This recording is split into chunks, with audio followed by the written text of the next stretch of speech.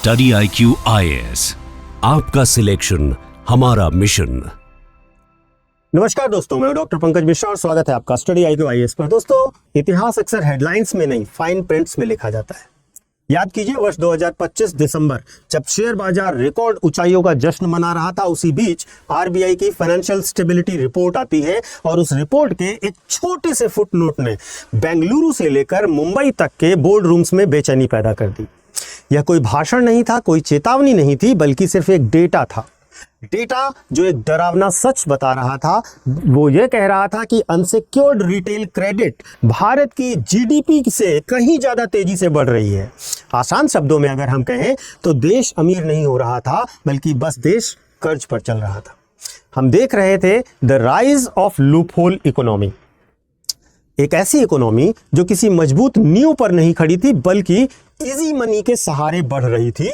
आज की यह जो वीडियो है, यह एपिसोड है, यह केवल कुछ ऐप्स की बात नहीं है। आज हम बात करने वाले हैं पूरे शैडो बैंकिंग एम्पायर के बनने की और उसके गिरने की। तो बने रहिएगा अंत तक। शुरू करते हैं। सबसे पहली बात, शुरुआत कहाँ से होती है? शुरुआत में हमें एक सपना बेचा जाता है फाइनेंशियल इंक्लूजन का।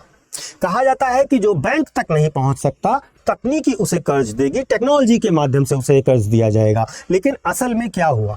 असल में यह हुआ कि जो ट्रेडिशनल बैंकिंग होती है वह एबिलिटी टू पे पर चलती है। पारंपरिक बैंकिंग चलती है आपकी भुगतान क्षमता पर। आपकी आय का सत्यापन होता है, सिबिल स्कोर देखा जाता है, कड़े मानदंड देखे जाते हैं और उसके बाद आपको लोन दिया जाता है। लेकिन फिनटेक ने इसे बदल दिया। फिनटेक ने कहा कि हमारा मॉडल है विलिंगनेस टू बोरो पर, यानी कि अगर आप स्विगी से महंगा खाना बार बार मंगाते हैं, EMI पर फोन लेते हैं, तो आपको लोन वर्दी मान लिया जाएगा। यहां पर फाइनेंशियल इंक्लूजन नहीं था, ये डेप्ट इंक्लूजन था। यहां पर इनोवेशन नहीं था, यहां पर रेगुलेटरी आर्बिट्रेज थी। रिस्क जो फिनटेक्स थे, उन्होंने रिस्क मैनेजमेंट नहीं सीखा, उन्होंने सिर्फ एक चीज सीखी कि पेमेंट का दर्द कैसे कम कर दिया जाए। अब आप इस बात को समझिए कि ये किस तरीके से काम कर रहे थे और कैसे इनको यह करने की छूट मिल रही थी। तो इस बात को समझने के लिए आपसे बस एक सिंपल प्रश्न पूछता हूं, जिससे आप कनेक्ट करेंगे कि एक कॉलेज स्टूडेंट है जिसने कोई ITR नहीं भरा है, उसके पास 5,000 रुपए तक की लिमिट था, 50,000 रुपए तक की लिमिट का क्रेडिट कार्ड कैसे आ जाता है या क्रेडिट लिमिट कैसे आ जाती है? तो इसका जवाब था प्रीपेड पेमेंट इंस्ट्रूमेंट में, यानी कि PPI में। होता क्या है कि देखिए, जो प्रीपेड पेमेंट इंस्ट्रूमेंट है उनको आप इनविजिबल क्रेडिट लाइन की तरह समझिए। देखिए, अगर आपको क्रेडिट कार्ड जारी करना है तो आपको बैंकिंग रेगुलेशंस फॉलो करने पड़ेंगे, बैंकिंग का लाइसेंस चाहिए। फिनटेक ने इसका एक तोड़ निकाला। उन्होंने कहा कि हम डिजिटल वॉलेट के थ्रू ऐसा करेंगे। ठीक है, नियम बिल्कुल साफ है डिजिटल वॉलेट का भी, कि आप अपने वॉलेट में पैसा डालेंगे और जब आपको जरूरत होगी तो आप उससे पे कर सकेंगे। फिनटेक ने इसको पलटा। क्या किया फिनटेक ने इसे बनाया just in time lending model. मतलब जैसे कि आप अपना खाना खाए या कुछ भी खरीदे, आपने अपना कार्ड स्वाइप किया, जैसे ही आप कार्ड स्वाइप किए, आपके वॉलेट में भले ही रुपए जीरो थे, पीछे बैठे हुए NBFC ने तुरंत ही उस माइक्रो लोन को अप्रूव कर दिया। फंड तेजी से जो सेलर है, जो मर्चेंट है, उसके अकाउंट में क्रेडिट हो गया। मर्चेंट को लगा हमें पेमेंट मिल गया, आपको लगा आपने कार्ड स्वाइप किया है। लेकिन RBI के सिस्टम में जो एंट्री होती है वह क्रेडिट कार्ड ट्रांजैक्शन की नहीं होती है, वह होती है वॉलेट पेमेंट की। क्रेडिट का अनुभव और मजा लिया जा रहा था, लेकिन क्रेडिट के नियम फॉलो नहीं किए जा रहे थे। यही था शैडो बैंकिंग का चरम स्तर। RBI की समझ में आ गया कि यह कन्वीनियंस नहीं है, यह सिस्टमेटिक कॉन्टेगेशन है, और अगर ये लाखों युवा ये छोटे छोटे लोन नहीं चुका पाए तो उनका झटका लगेगा सीधे भारत के बैंकिंग सिस्टम को। अगर जो NBFCs को फंड करने वाले बैंक बर्बाद होंगे तो पूरी अर्थव्यवस्था पर बुरा असर पड़ेगा। RBI ने इसीलिए चेतावनी नहीं दी। RBI ने क्या किया? सीधे प्लग ही खींच दिया। देखिए, इसकी शुरुआत 2024 के अंत से हो चुकी थी। RBI ने एक खामोश हथियार तभी यूज किया था जिसको कहते हैं रिस्क वेटेड असेट्स, और उसी के बाद से आप इसमें कमी होती देख सकते हैं। रिस्क वेटेड एसेट को एक तरीके का, जो रिस्क वेट है उसको एक तरीके से सिक्योरिटी डिपॉजिट मानिए। मान लीजिए कि आप 100 रुपए का लोन दे रहे हैं, तो RBI का नियम यह था कि आप 10 रुपए अपने पास पहले सिक्योर रखिए, फिर 100 रुपए का आप लोन दीजिए। RBI ने नया नियम बनाया और इस रिस्क वेट को 25% बढ़ा दिया। अब बिना कोई लोन लगाए, बिना कोई प्रतिबंध लगाए, बिना कोई प्रेस कॉन्फ्रेंस किया आरबीआई ने बहुत बड़ा ब्रेक दबा दिया। पैसा अगर महंगा हो गया तो निश्चित तौर पर सबसे पहले हाई रिस्क बोरोवर्स को मार्केट से हटा दिया गया। यह कोई एक्सीडेंट नहीं था, एक तरीके से आरबीआई के द्वारा की गई मॉनिटरी सर्जिकल स्ट्राइक थी। दूसरी बड़ी चीज, इसमें एक चीज आपको और भी समझनी चाहिए, जो बाय नाउ पे लेटर वाला मॉडल है उसमें क्या होता था, उसमें आप कोई भी गारंटी नहीं लेते थे, कोई भी गारंटी नहीं देते थे, शून्य सुरक्षा के साथ ऋण मिल जाता था। आप छोटे छोटे मूल्य के कई बार ट्रांजैक्शंस करते थे और आपको भुगतान का दर्द दूर करने के लिए ऐसा मॉडल डिजाइन किया गया था। लेकिन यहां पर सुविधा एक तरीके की लाइबिलिटी बनती चली जाती थी।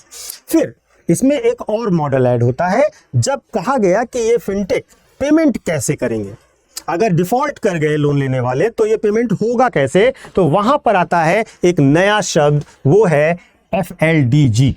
FLDG मतलब first loan default guarantee.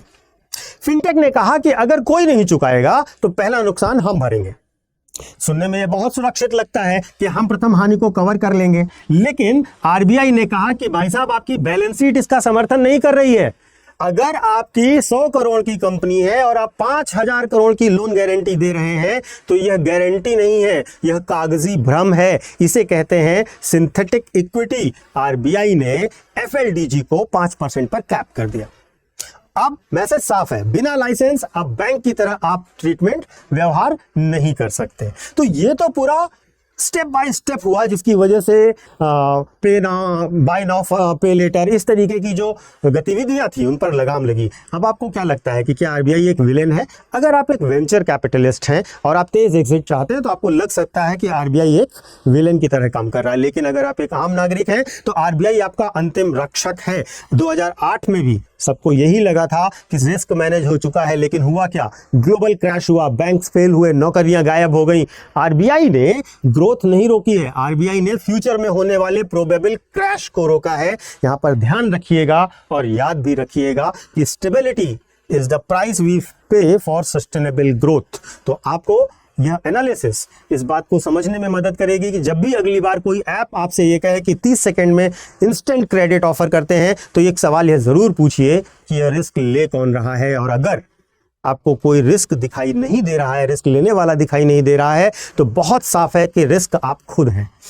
Finance जो होता है वो move fast and break things पे नहीं चलता है, ये चीज़ों को संभाल कर चलाने में विश्वास करता है। अगर इस एनालिसिस से आपको आरबीआई के इनविजिबल हैंड को समझने में मदद मिली हो तो ज़रूर इसे उन लोगों के साथ शेयर कीजिए जो बाय नाउ पे लेटर को फ्री मनी समझते हैं। और आज के दौर में आपको इन चीज़ों को समझना और फाइनेंशियल मार्केट में हो रहे नए इनोवेशंस और उसके पीछे के फाइनेंशियल लॉजिक्स को समझना बहुत महत्वपूर्ण है। कमेंट करके अपने विचार अवश्य बताइएगा। इस एनालिसिस के बाद आप कितने अवेयर हुए और आपको कितना बेहतर समझ में आया, आपके कमेंट्स का इंतजार रहेगा।